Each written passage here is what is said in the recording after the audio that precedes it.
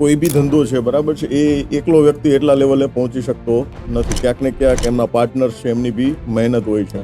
આપણે ઘણી બધી વખત માર્કેટમાં જોઈએ છે કે ભાઈ નાની એવી બાબતોના કારણે પાર્ટનરશિપ છૂટી થતી આપણે જોઈ છે, બરાબર છે. અથવા તો લોકો એવું કે ભાઈ ધંધો કરવો હોય તો એકલો કરે, એમ પાર્ટનરશિપમાં નથી કરવો, કેમ કે આગળ જતા તકલીફ થાય, આમ થાય. તો તમારા પાર્ટનર્સ વિશે આ તબક્કે તમારે શું કહેવું છે?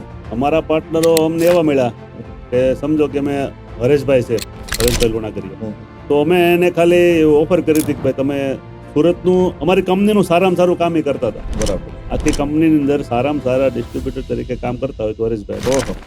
સુરતની અંદર. તો અમે કીધું ભાઈ અમારે હવે મોટું કામ કરવું છે તો તમે અમારી સાથે જોડાવો. તો આપણે આ જેમ સુરતની અંદર કામ કર્યું છે એવું આપણે આખા ગુજરાતમાં કામ કરવું છે.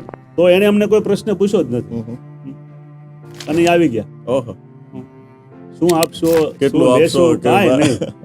અને આજે પણ એ વિશ્વાસ એને અને અમે બે જાળવી રાખ્યો છે અને એક ભરોસા જ ચાલે છે. અને સાથે મારા પટેલ છે, એ અમારી કંપની હેન્ડલ કરે છે ત્યાં. તો એ પણ પહેલા પગાર ઉપર હતા. 8,000 રૂપિયા 9,000 રૂપિયા પગાર અમે આપતા હતા અને એ પણ સારું એવું કામ કરે છે અને એ બધી આખી સંભાળેલી કંપની. અમે 2-4 દિવસ ન હોય તો પણ અમારી કંપનીનું કોઈ ટેન્શન ન હોય.